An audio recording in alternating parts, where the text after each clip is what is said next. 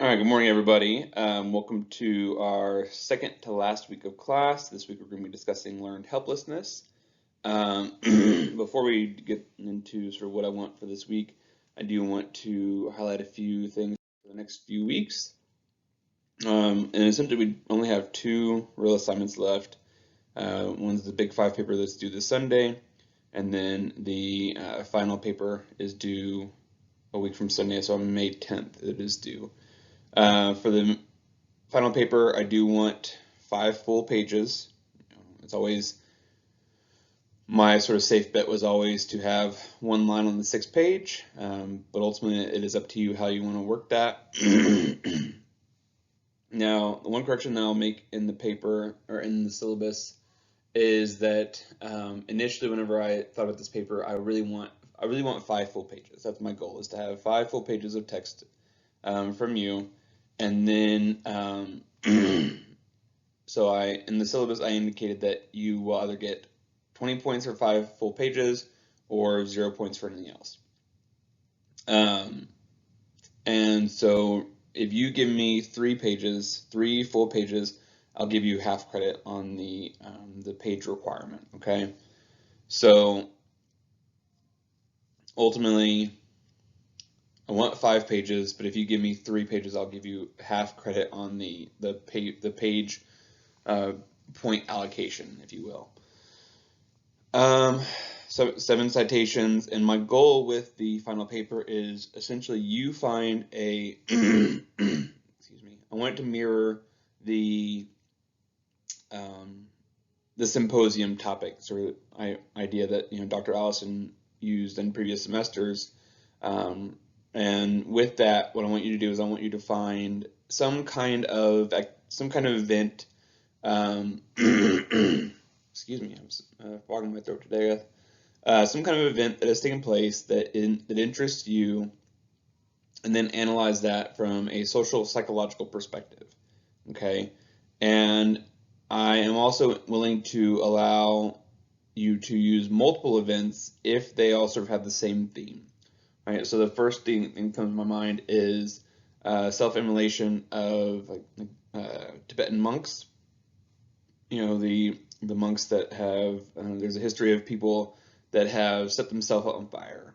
So that they for usually in protest, they have set themselves on fire in front of a Chinese government building, some kind of building to protest current actions that are taking place by a tyrannical government, what have you.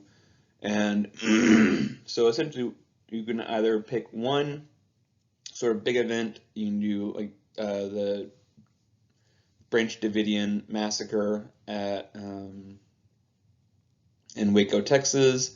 You can do that happened in the 90s. So those of you that are not familiar with Branch Davidian, essentially David Koresh is or was a believed to be a cult leader, and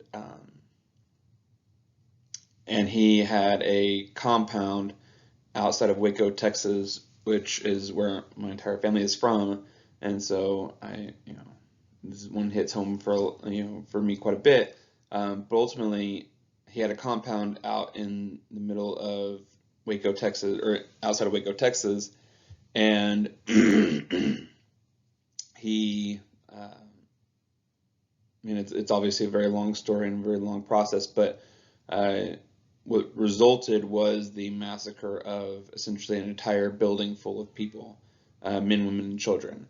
So there's that, and you can obviously take the perspective of, if you were to do that, I want you to take the perspective of both the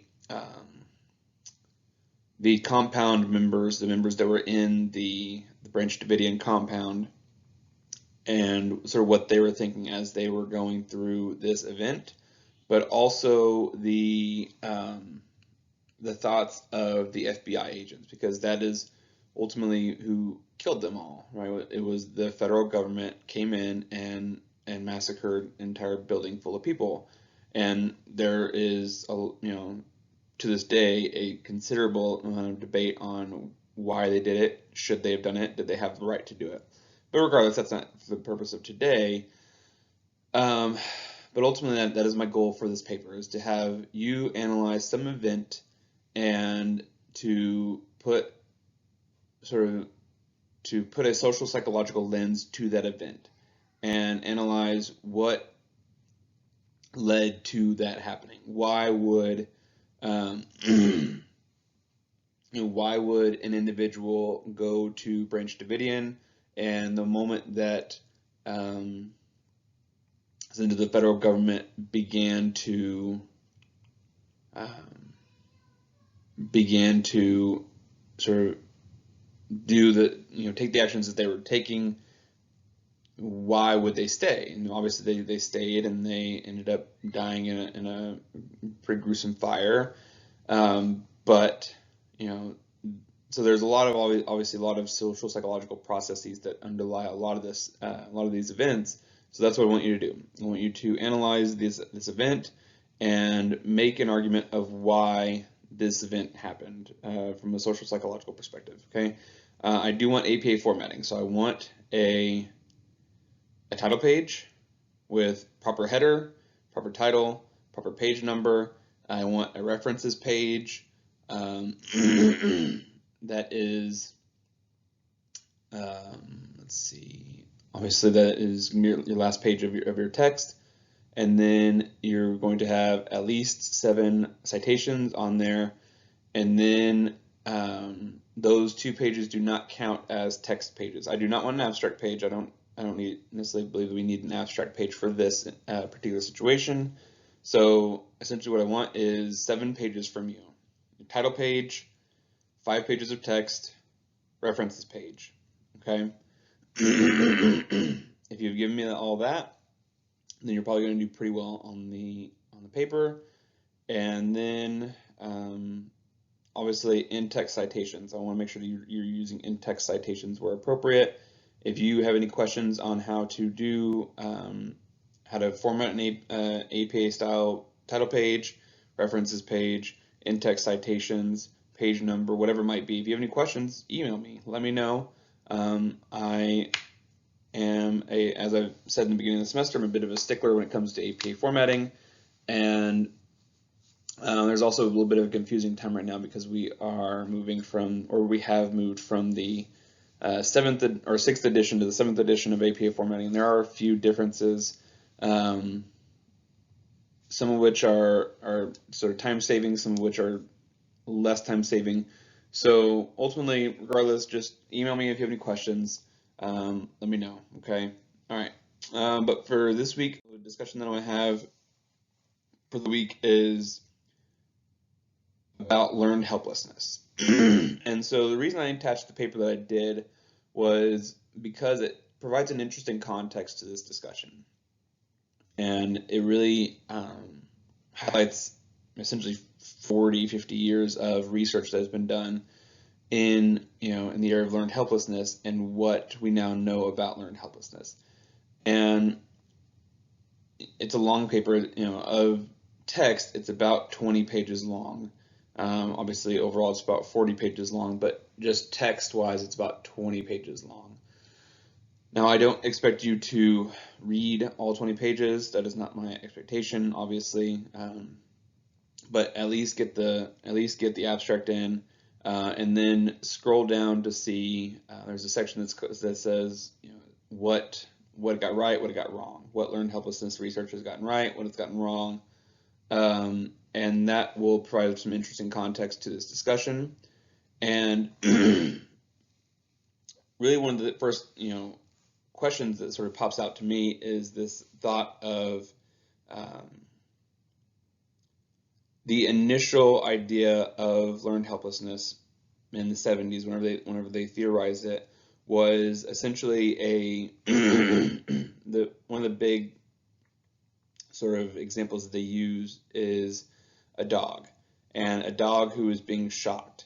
And at some point, the dog is being shocked so much that the dog has realized that the shock is out of its control, and so he or she just gives up, lays over, and is willing to be shocked. Excuse me, I'm gonna need some water here in a minute. Anyway, so there is intuitively that makes sense because if you look at a dog who has been beaten, a dog who has been abused, if you look at you read examples of like the Michael Vick dogs or dogs that have gone through dog fighting situations, then you read these examples of dogs that will pancake, right? They pancake and they just kind of hit the floor. And so that is sort of intuitively an example of a situation where a animal has undergone some level of abuse and it now understands I'm abused. I'm going to be abused, and so I'm going to pancake. If any of you don't know what pancake means, when I'm referring to when I say pancake, it's essentially whenever the dog just kind of hits the ground and makes themselves as flat as possible. It's very sad to see, but it is one of those things that dogs do as a sort of a defensive tactic, or trying to avoid getting hurt. But what this article that I've included argues is that actually the reverse is more accurate, right? So a living individual is sort of intuitively stationary. We're intuitively passive, right? And then once we are given some level of control, then we become active, right? So it is not that the dog has resigned his or her place and is now going to be shocked and has accepted that. It is that the dog is naturally passive and accepts the shock because it is just sort of the state of things. And then as you present some level of control to the dog, you can provide an avenue, provide sort of a doorway that the dog could run away from. I mean, some dogs choose to take control, and they might attack the individual that is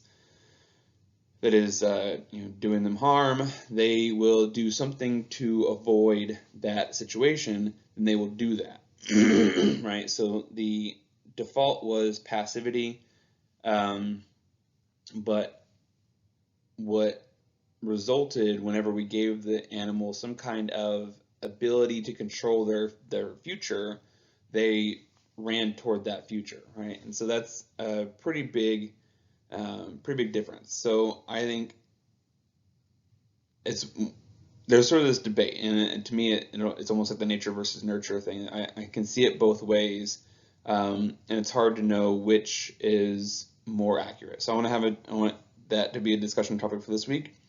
Is what makes more sense to you? Are humans naturally passive, and we are willing to just sort of abide by what we're told? We're willing to just sort of go with the flow until we have some level of control. Then we try to take that control and become active, sort of active participants in our own situation, our own future. Or are we naturally active and we are go, go, go, but then once there is some level of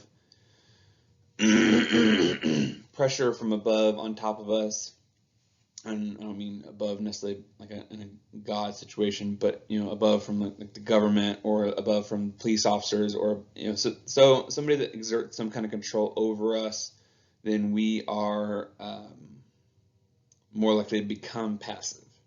And so, which makes more sense to you? And also provide some context of what we're facing, of their current examples, right? So there are so many examples I can think of right off the bat when it comes to, especially the humans are naturally passive and then want to gain control. I mean, if you look at the protests that are taking place all around the country, where people are going to state capitals to protest the stay-at-home orders that you see in just about every state, then you see that you can easily sort of dissect that with some level of social psychological processing of these are individuals that are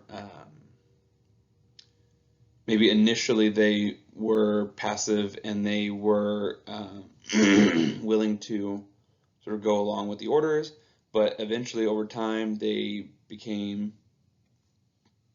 frustrated, they became depressed, they became, there's probably some level of emotional response to these stay-at-home orders, and so they decided, screw this, I'm taking the control back in my own hands, and I'm going to go to Topeka, I'm going to go to Sacramento, I'm going to go to Austin, I'm going to go to Tallahassee, and I'm going to protest. I'm going to demand that the government open the country back up because I want to control my own situation. So I have taken control, and this is the control I can take, and now I'm becoming active. I'm becoming an active participant. And so just think of the current examples, not necessarily, you don't necessarily have to abide by sort of the COVID-19 example, but there are so many examples out there of this, of sort of learned helplessness, this topic of learned helplessness. And then, this is a psychology class, so I do want to have a discussion on how can this impact mental health, right? And so there's actually a discussion in that paper that you're going to read that discusses the possible positive impacts of sort of this reframing of this idea, of this learned helplessness idea, and the reframing of that idea and how it could possibly impact or benefit like depression and anxiety in those types of situations. So to you, how do you think that this reframing can impact mental health? Do you think it'll be positive? Do you think it'll be negative? Do you think it's going to be no impact whatsoever? Just let me know. And so that is the discussion I'm going to have for this week. And other than that, if you have any questions or concerns, please let me know. And otherwise, I hope everybody has a great week. And we have 1 week left of class after you watch this video. So, all right. Have a great day, everybody. Bye.